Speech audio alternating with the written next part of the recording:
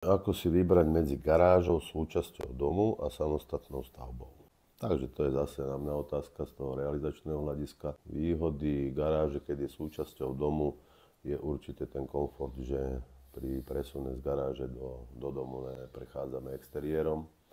Áno, čiže neovplyvňujú nás nejaké poveternostné podmienky, dažde a tak ďalej. Suchou nohou, ako sa Takže hovorí. dá sa povedať, že áno.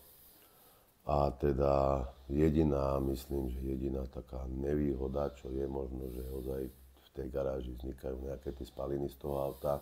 Ako tam nahriate sa zaparkuje a tým pádom, keď máme spojenú garáž priamo s interiérom, napríklad do vstupnej chodby alebo tak určite nejaký ten pach z tej garáže nám vojde, keď to otvoríme dvere.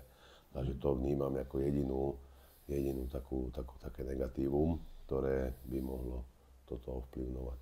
Väčšinou 90%, čo máme realizácií za sebou, tak bola garáž súčasťou práve domu, že aby tí ľudia mali ten komfort spojený.